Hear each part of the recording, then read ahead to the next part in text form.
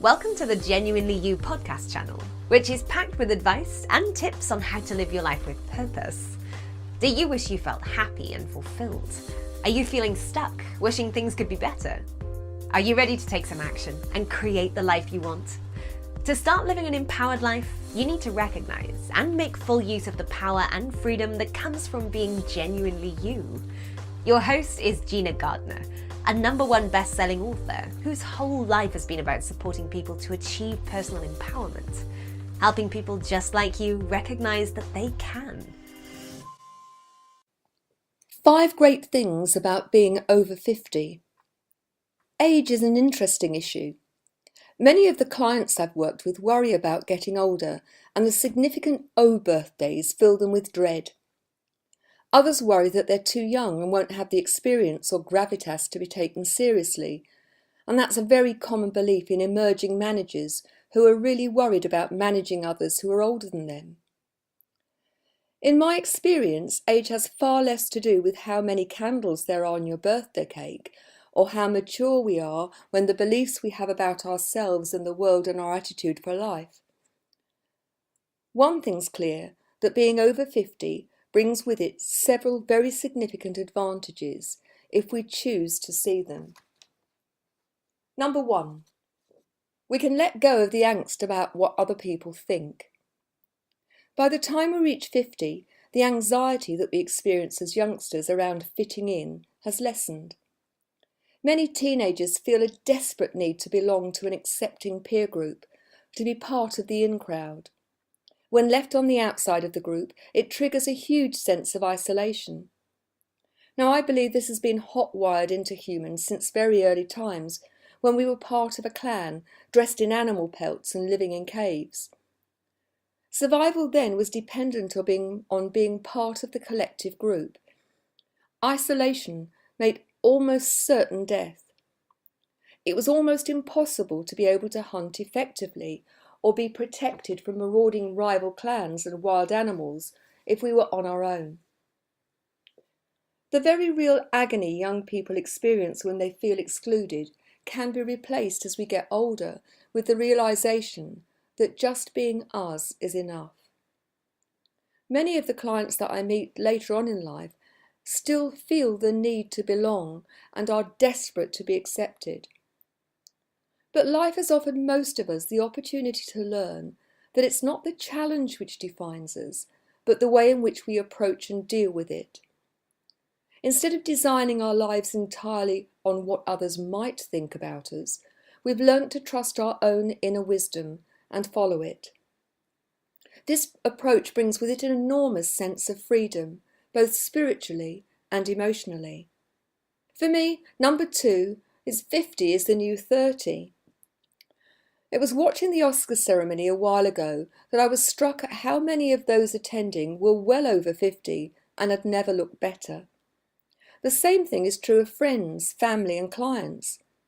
Yes, they might have more cellulite, and gravity has had some impact on certain parts of their body, but the negative impacts of time are more than compensated for the sense of confidence which has developed through living half a century or more.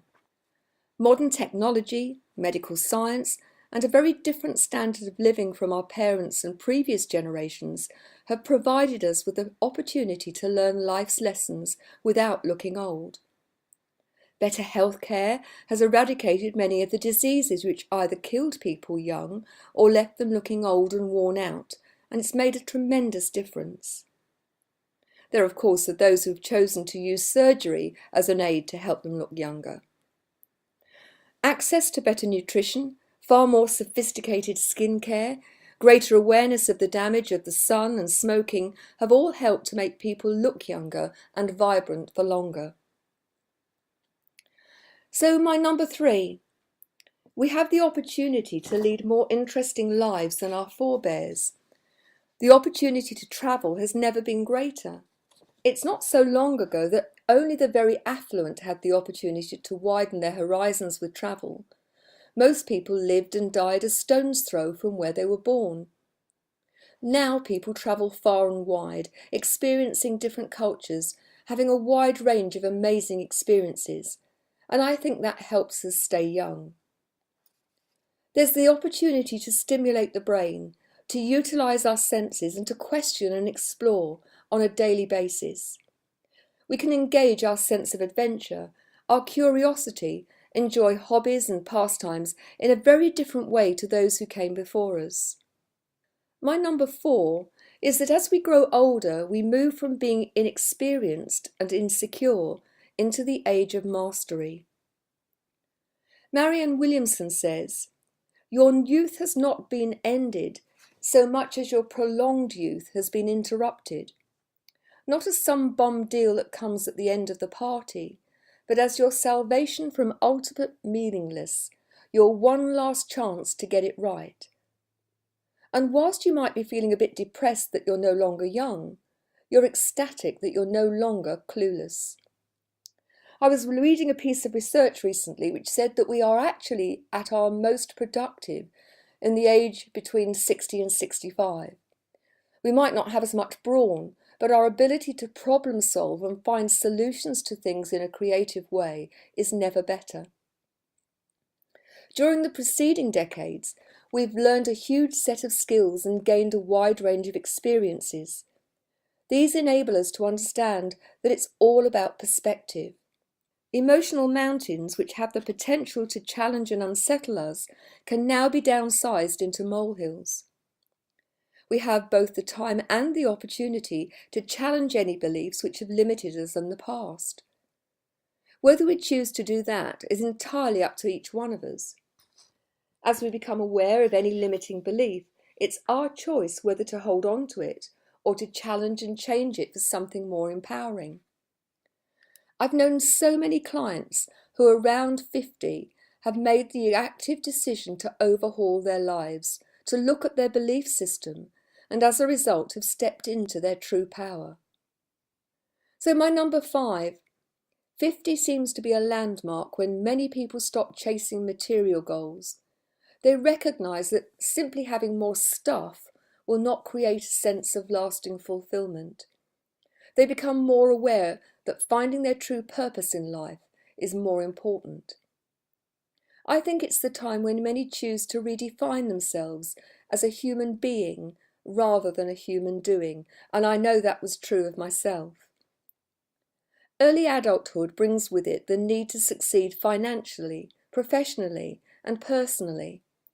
People spend years chasing the goals they set themselves, many of them simply unattainable, they're so high. They set themselves up for failure. When faced with the need to constantly prove equal to the challenge professionally, within relationships and as parents, it brings an undeniable set of pressures.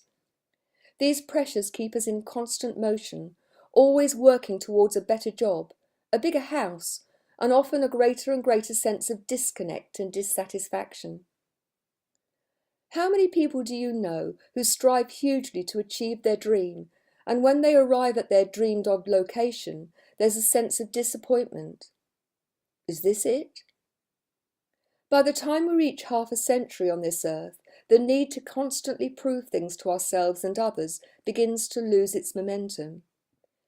It's in that slowing down we can finally appreciate that everything in life comes down to what's going on in that moment.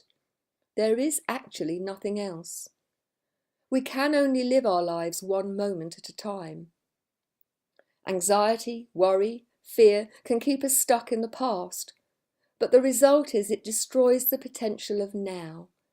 Constantly chasing the goals of the future without enjoying the now is like taking a journey to an unknown destination in a vehicle with no windows. By focusing only on the future, there's no opportunity to enjoy the journey there. There's no opportunity to enjoy each moment. How we choose to spend our lives, moment by moment, is what determines the quality of our life. Appreciating the many gifts our life offers us, even when it's challenging, articulating gratitude for the natural world and the people we care about, gives us a sense of fulfillment and joy.